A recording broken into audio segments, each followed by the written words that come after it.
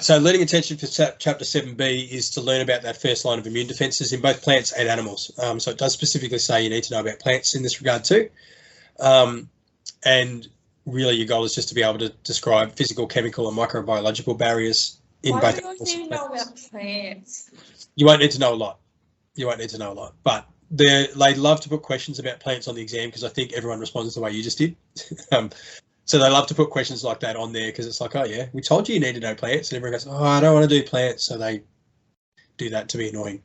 But there's not a lot of detail about plants, and certainly when you get to the second and third line, there's not really anything. This is the only part where plants come up.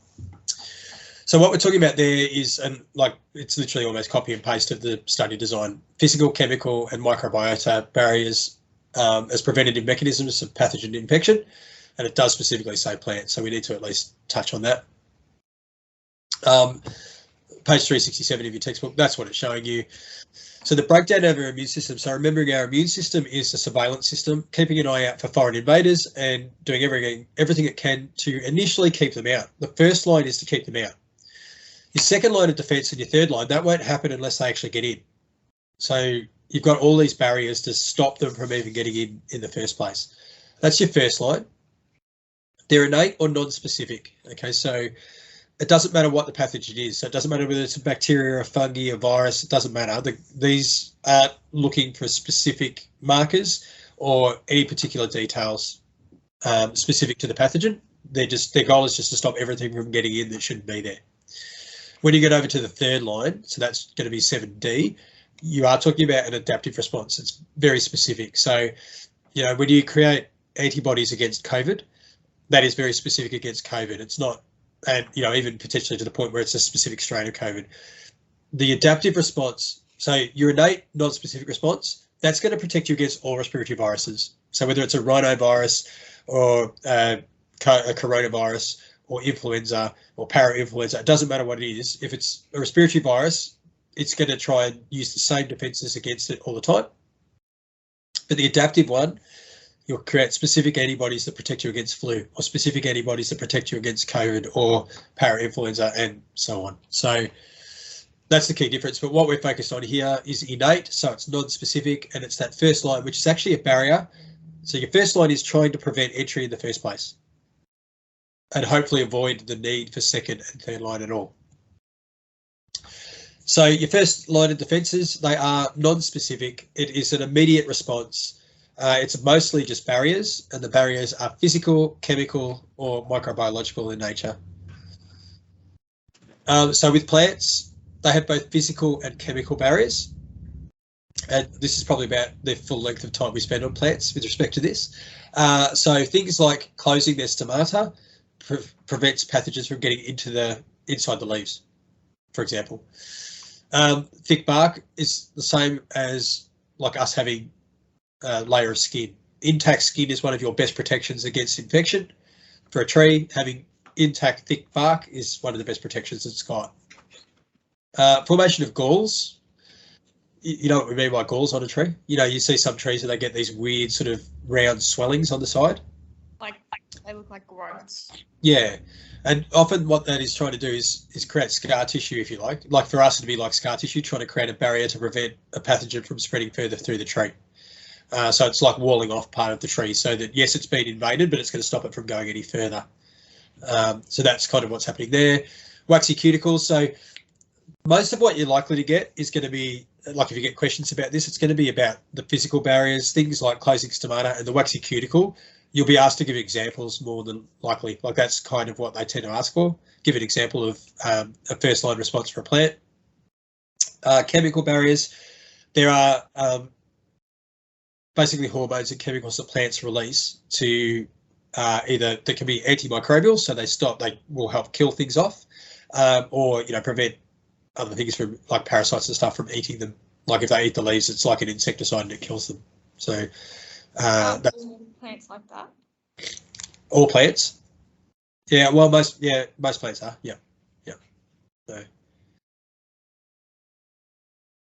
So your plants, we've sort of talked about that anyway. But the physical barriers, thick bark, waxy cuticles, formation of galls, as I said, is to prevent the spread. Presence of thorns. I don't really know what a trichome is, to be honest, but they, presence of things to stop it from being eaten, really, and closing of stomata to stop pathogens from gaining entry inside the leaves.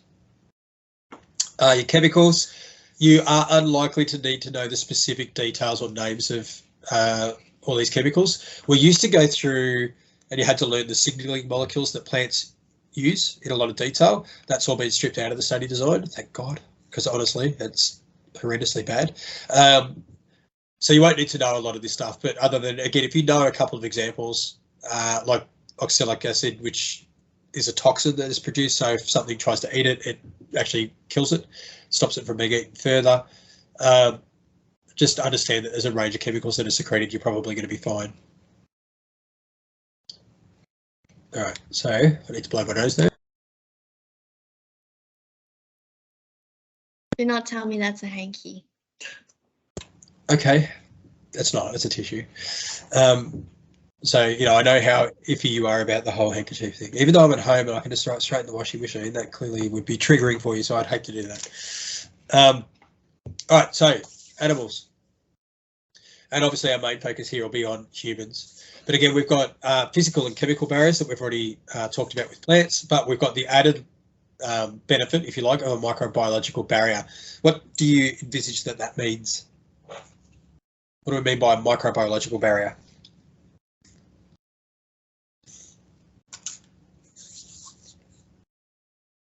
Feel free to look at the image, which gives a fair bit away. What's normal flora on skin? Yep, so it's normal bacterial flora. So you have bacteria, so in those key locations that are listed there, so the skin, gastrointestinal tract, vagina, also mouth, there's oral flora as well. We refer to the bacteria as flora, and it is, all that means is bacteria. But does flora mean plant? Yeah. Flora does mean plants, yes, as well. But when we're talking about microbiology, we're talking about bacterial flora. Okay, so your skin has normal bacterial flora, your gut has it as well. For a pathogen to cause disease, it has to establish itself, right? So for bacteria, for example, it needs to attach and it needs to be able to get access to the nutrients and stuff it needs to survive. To do that, it has to compete with your normal bacterial flora. So if you have these normal bacterial flora, they take up all the attachment positions, they use up all the nutrients. It means that a pathogen can't typically get a foothold. If you disturb that, an example of that, Clostridium difficile, which is a bacteria that causes explosive diarrhea, for want of a better term, but that's what it does. Generally speaking, there's 25% of people actually carry it. So there's a good chance that, you know, if all four of us were present, one of us is probably carrying Clostridium difficile. It will never cause us a problem as long as our bacterial flora in our gut are in balance, because it keeps everything in check. When How you does it go out of balance? antibiotics is the number one way. So you give people a course of antibiotics, it kills off the normal bacterial flora in your gut. Clostridium difficile produces spores, so the spores can actually survive the antibiotics. It waits until all the other stuff's been killed, then the spores return to what we call a vegetative state, which means that they reproduce and start producing their toxin. All the competition's gone, right? Because the antibiotics killed all the competition. The Clostridium difficile then takes over, produces its toxin, and it's the toxin that leads to the explosive diarrhea. So if the antibiotics don't do anything for that? Depends on the antibiotic. So it's resistant to some antibiotics, so it won't help that.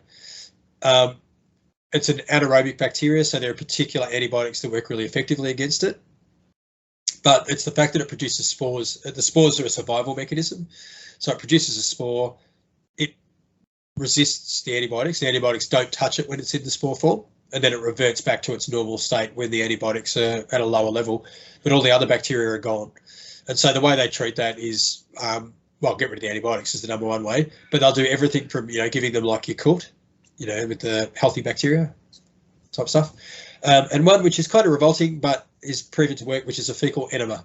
So I don't know if you know what that means. That's the one that goes up your butt. Yep. Basically, it's a fecal transplant. So they take somebody's healthy poo, and I'm assuming a big hose. And yeah, that'll do. We'll leave that there. That's something else that I will cut from the recording. So, but that's the added layer, right? So we have got for example, in our mouth, we've got digestive enzymes and lysozymes. We've got the stomach acid in our stomach. The skin and sweat also produces an acidic pH, so that helps protect you from a chemical point of view. Antibacterial proteins, both in semen and then in the vagina, has a low pH as well, which is produced by bacteria actually. So the lactobacilli are present there. They produce a mild acid, for want of a better term, and leads to a lower pH. The barriers, you talked about the cilia and obviously the hairs in the nose, that sort of stuff. Mucus secretions, I would argue, actually are partially chemical as well, because there's chemicals in the mucus. But intact skin is a big barrier as well, obviously. So most of that sort of makes sense, I think, and it's fairly logical. So running through what's in your textbook, a physical barrier is literally, as the name suggests, it's a physical barrier. So it's like a wall that's been built between you and the pathogen. Intact skin is your best protection. You know, you'll hear people working in the lab, like we would have to wear gloves and stuff like that when you're dealing with blood. But, you know, if you've got blood on intact skin, you can't get HIV or hepatitis from that. It doesn't seep through your skin. Your skin is protective. If you've got cuts and stuff like that, or you give yourself a needle stick, so you stick yourself with a contaminated needle, then you're likely to, well, you're still not likely. It's really unusual that you would get HIV or something from that, but you could. But if your skin's intact, you won't. It protects you 100%. So even if someone with HIV's blood got a little bit you, yeah, if your skin wouldn't matter. Skin's intact, yeah. Like you don't want it to get on mucous membranes like your eyes and your mouth or anything like that, because it could gain access to your body that way. And obviously we know HIV is sexually transmitted, so again, that's mucous membranes that are leading to that transmission. So that's nowhere near as protective. Yeah, if you don't have cuts on your skin or anything like that, no, you're not going to get HIV. You just wash it off. But even if you stick yourself, so if you stuck a needle in yourself and you knew that it had HIV on it, it's like a 0.03% chance that you'll get HIV from it, which is fine. Like logically you can know that, but it also takes 3 months to confirm that you haven't got it. So I'd argue that, you know, because that's how long it takes for the antibodies to show themselves. So you'd stick yourself, you do an initial test to make sure that you're negative, you do another one 3 months later, you're not really given the all clear for 3 months. So even though you know logically that it's a really low risk, I would argue that if you're waiting for that HIV test, you probably don't feel like it's very low risk until you get that final result. Although HIV is a lot less, you know, HIV used to be a death sentence. Like there was nothing we could do with just sort of supportive therapy until you died. HIV now is much more a chronic illness, so it's managed basically right through till old age. It's nowhere near as, we can't cure it, but you just sort of live with it for the rest of your life. So we've already touched on that physical barrier, mucus secretions, the hairs in the respiratory tract, all that sort of stuff, and cilia, which have like a sweeping motion, and the goal is to sweep that stuff back out. So they're like parts of the cells, like little, they look like hairs, they're not, but they look like little hairs on the surface of cells in the respiratory tract, and they have a sweeping motion. They literally sweep things up and out, often stimulating a cough reflex as well. Chemical barriers, we've already touched on those, but the enzymes, there's enzymes in your tears, there's digestive enzymes in your saliva, stomach acid, earwax has antimicrobial activity as well, and so on and so on. So yeah, there's a whole bunch of chemicals we produce, and microbiological, which again I've already touched on. So non-pathogenic bacteria, that's a really key thing. Your normal flora is non-pathogenic, so it's meant to be there. It lives, it's a symbiotic relationship, right? Like you benefit because the bacteria help protect you. They benefit because they've got a safe place to live and get food and that sort of stuff. So it's a symbiotic relationship, but they compete for, as it says there, space and resources. That's the big thing. If you disturb that balance, or the bacteria go somewhere where they're not supposed to, so for example, E. coli or Escherichia coli is a major component of your normal gastrointestinal flora. It's supposed to be there. If it wasn't there, that's when you get other things start to grow and cause problems. But it's also the #1 cause of a urinary tract infection. Right? So E. coli, so fecal flora is the #1 cause of UTI, basically, which kind of makes sense when you stop and think about it, but that's what happens. Equally, things like Staphylococcus aureus, which is skin flora, is the #1 cause of wound infections. It can live on your skin. If we swabbed your skin, there's a good chance you'll probably find some of it there. Doesn't matter when the skin's intact. But when you get a wound infection, it can start to get in and cause issues. Yeah, but they're what we would call opportunistic pathogens. So normally they're fine, but they're opportunistic. Does that make sense? Cool. That's pretty much it for the chapter.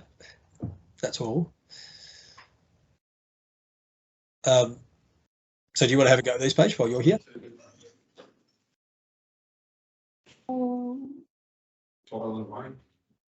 So physical, chemical, and microbiological.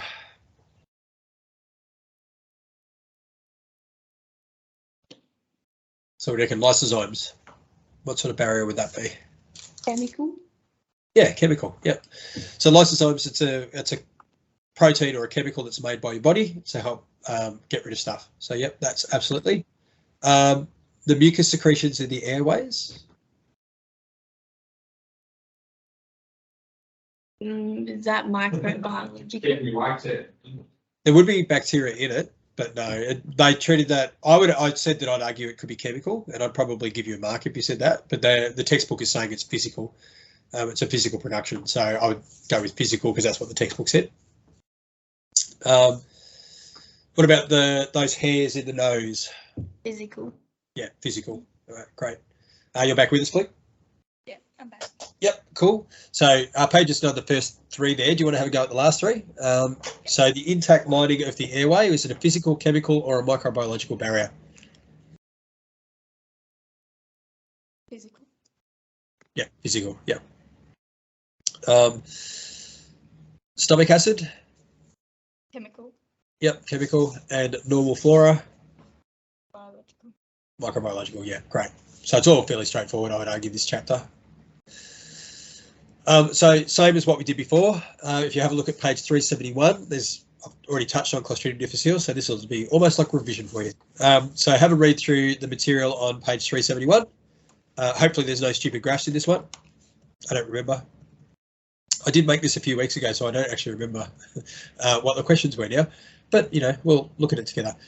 So if you can have a look at the background information, there's no graphs. It's just a bunch of words, and we'll have a look at those questions together. Would be great.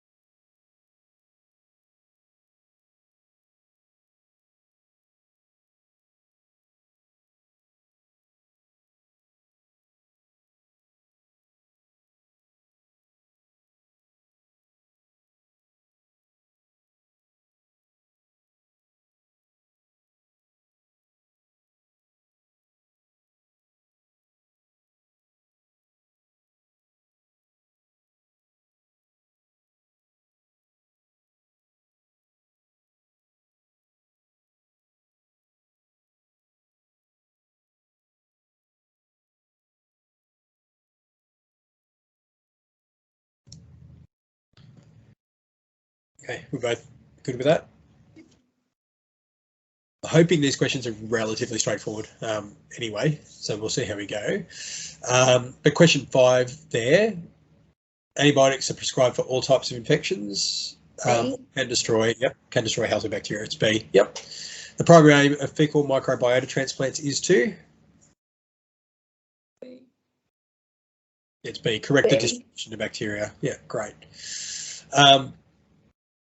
And question 7, again, I'm hoping that's fairly straightforward. Gut flora serves as? A. Yep, A, microbiological barrier. Great. Oh. And question 8, gut flora protects against pathogens by?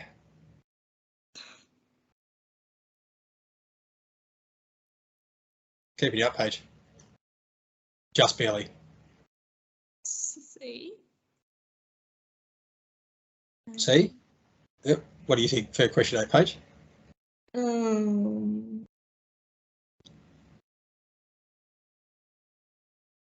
C.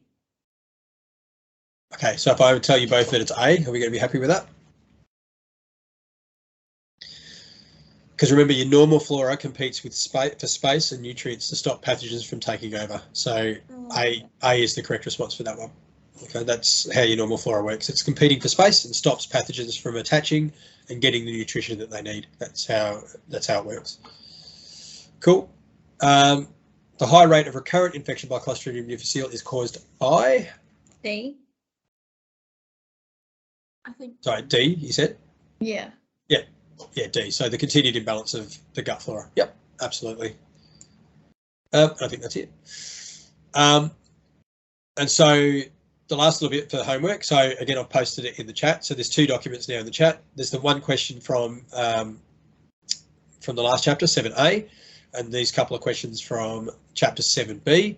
And tomorrow, my hope is that we'll be able to jump online again and just quickly review those together. If you send through the answers, would be good. And that's pretty much it in terms of what we need to know for that chapter. Need to know the difference between physical, chemical, and microbiological. You can see with plants, all you really need to understand is there are chemicals that the plants produce that actually prevent either colonisation or ingestion, pretty much. And then there's those physical barriers like bark, closing stomata, that kind of stuff. Obviously with humans or animals, but humans is our major focus. We've got the 3 layers or 3 barriers, physical, microbiological and chemical, and they're scattered all through the whole body. And so understanding and being confident with that is the key. I'll stop sharing that for a second. So with those questions, the only thing I wanted to do, 18 and 19. So similar to these questions are similar to what like the last one was. Let me bring that up. So there's some background information there, but what I want to do is just take a second. Again, I don't want to go through the answers with you at the moment. What I want to do is just unpack or identify some of the key areas that the questions are asking you. So the first question there is directly related to what this chapter is about. If we look at, don't worry about the background information so much. Recent evidence suggests that normal flora in the gastrointestinal tract may provide protection against salmonella. Explain or describe how it can. That's literally what we've just covered in this chapter, and hopefully you feel a bit more confident being able to explain that competition for space, competition for nutrition and resources. That's basically what happens there. But if we have a look at this next one, salmonella bacteria contain enzymes crucial for metabolic function. One of these enzymes is ATPase, which catalyzes the following reaction. ATP getting broken down to form ADP and inorganic phosphate. So state the chemical barrier that salmonella bacteria will encounter in the stomach. That's one thing. Explain the effect of this chemical barrier on the structure and function of ATPase. What is that question actually asking you? In terms of a biological concept, what is it asking you about? The effect of the function of ATP. So the effect of the function, and specifically what, so thinking about the factors that affect enzyme function, because remember it's going to be, well, it tells you it's an enzyme in the question. One of these enzymes is blah, blah, blah. Which particular factor? Thinking about the factors that we've looked at that affect pH. the activity. What factor? Sorry, say again. pH. Yeah, pH. Yep, great. Because remember, stomach acid. So it's asking you, that's really all it's asking you. But the goal here is to be, again, applying that knowledge from Unit 3. So what is a unit for content, but also practicing that understanding that it's not actually asking you about immunity, it's asking you about enzyme activity. And this question will be very much the same for question 19.